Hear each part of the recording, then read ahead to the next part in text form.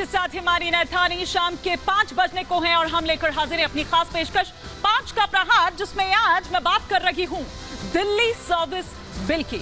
जी आपको बता दूं कि दिल्ली सर्विस बिल में अगर बात करें तो राज्यसभा में दरअसल आज केंद्र सरकार की ओर से इसे टेबल किया गया और वहां पर जिस तरह से जुगलबंदी एक शुरू हुई, अगर बात करें कांग्रेस और बीजेपी के बीच में, कांग्रेस सांसद अधीर रंजन चौधरी की अगर बात कांग्रेस सांसद अगर यहां पर अभिषेक मनु सिंघवी की यहां पर बात करें तो उनकी ओर से दरअसल ये जो तमाम चर्चा की शुरुआत है वो दरअसल उनकी ओर से की गई थी और ये कहा गया उनकी ओर से कि बिल संघीय ढांचा के खिलाफ है। इसके बाद मुख्यमंत्री 2 सचिवों के नीचे आएगा, यानी कि सचिव ही जो फैसला है वो फैसला करेगा। लेकिन हम आपको दिखा रहे हैं कि क्या ये जो टकराव हो रहा है, क्या ये जो दिल्ली में हम हमेशा से लड़ाई देख रहे हैं, आज अब उसके बाद क्या लगता है कि तस्वीर जो है वो दरअसल यहां पर साफ हो जाएगी। और जिस तरह से विपक्ष दरअसल एक उम्मीद यहां पर लगाकर बैठा हुआ है कि क्योंकि लोकसभा में तो उसको उम्मीद नहीं थी, लेकिन राज्यसभा के लिए काफी जो लाइजनिंग है वो दरअसल की गई थी।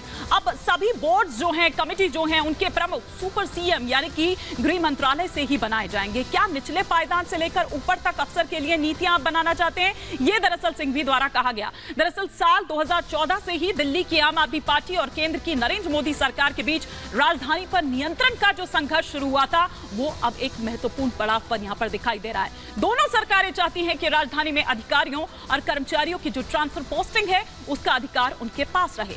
सुप्रीम कोर्ट ने बीते दिनों ही यह फैसला दिया था कि यह हक दिल्ली सरकार के पास ही रहेगा। अरविंद केजरीवाल के नेतृत्व वाली आम आदमी पार्टी खुश हो ही रही थी कि केंद्र सरकार ने अध्यादेश लाकर कोर्ट के फैसले को पलट दिया।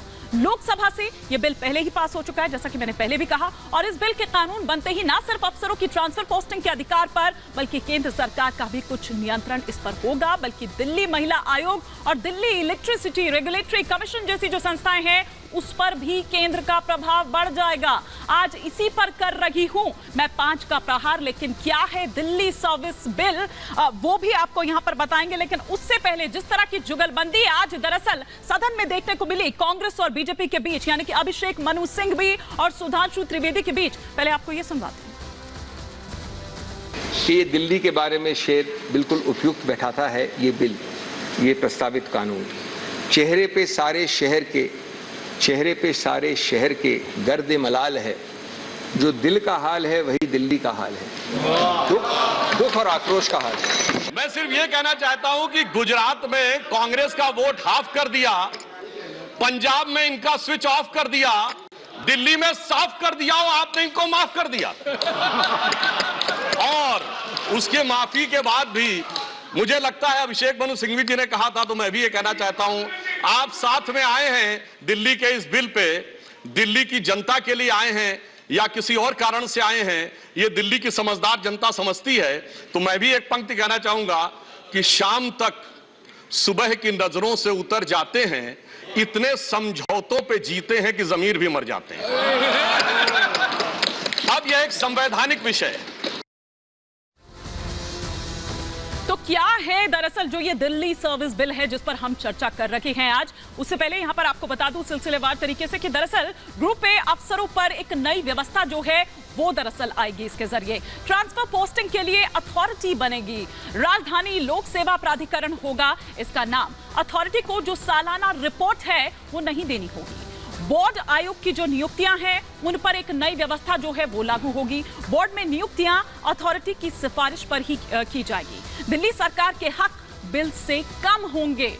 ट्रांसफर पोस्टिंग में केंद्र का जो दखल है वो दरअसल बढ़ जाएगा। लेकिन वहीं पर ही अगर हम देखें कि क्या नया समीकरण है वो भी हम लगातार आपको दिखाएंगे। यहां पर कई मेहमान मेरे साथ जुड़ेंगे, उनका भी मैं परिचय करवाऊंगी। लेकिन पहले जिस समीकरण की मैं बात कर रही हूं वो समीकरण आपके टेलीविजन स्क्रीन पर कुछ ग्राफिक्स के जरिए यहां पर आ रहा है कि अगर हम समीकरण देखें, हम बीजेपी की बात करें तो यहां पर 92 संख्या बल की बात करूं तो वो उसके पास है, और साथ ही साथ कांग्रेस की बात करें तो 31, ये हम आपको बता रहे हैं सिलसिलेवार तरीके से। और टीएमसी की बात करें तो 13, आम आदमी पार्टी की बात करें तो 10, डीएमके 10, वाईएसआर जो कि यहां पर पहले ही इस तरफ पलटी मार चुकी है उसका 9, बीजेडी की अगर बात करें बीजू जनता दल की तो वो भी 9, साथ ही साथ बीआरएस की बात करें तो 7, सीपीआई 5, जेडीई की बात करें तो 5, एआईएडीएमके की बात करूं तो 4, एनसीपी 4। मतलब ये एक एक कर हम आपको जो पूरा जो आंकड़ा है, जो समीकरण है वो यहां पर बता रखे हैं। NDA plus BJD plus YSR की अगर मैं यहां पर बात करूं तो ये आंकड़ा बनकर होता है 121। बहुमत का आंकड़ा क्या है? 119। तो मतलब अगर इस हिसाब से देखें तो यहां पर भी नंबर इधर बना चुकी है एनडीए, तो उसको इतनी मुश्किल दिखेगी नहीं। वहीं पर अब यहां पर देखना होगा कि जो लाइजनिंग दरअसल कर रहे थे अरविंद केजरीवाल इतने दिनों से, उस लाइजनिंग का, इस गठबंधन का कोई फायदा मिलता है या नहीं मिलता है, ये यहां पर देखने वाली बात होगी। कई तमाम खास मेहमान भी इस वक्त मेरे साथ जुड़ चुके हैं, फटाफट से परिचय भी मैं करवाऊंगी, लेकिन चर्चा इस वक्त यहां पर चल रही है और बड़ी ही दिलचस्प चर्चा, जिस तरह से मैंने पहले भी कहा कि एक जुगलबंदी से शुरू होती है। अभिषेक मनु सिंघवी को हम देखते हैं, साथ ही साथ हम यहां पर देखते हैं सुधांशु त्रिवेदी को। और सुधांशु त्रिवेदी किस तरह से कांग्रेस अगर साथ दे रही है, क्योंकि कांग्रेस के तमाम नेता जो है वो लगातार इसका विरोध करते नजर आ रहे थे, वो लगातार इसके खिलाफ बोलते हुए नजर आ रहे थे, तो फिर कैसे वो उनका साथ देते हैं, इस पर सवाल उठा रहे थे सुधांशु त्रिवेदी कि गुजरात में आपका वोट हाफ कर दिया है, दिल्ली में आपको साफ कर दिया है, तब भी आप लोगों ने इनको माफ कर दिया। खैर,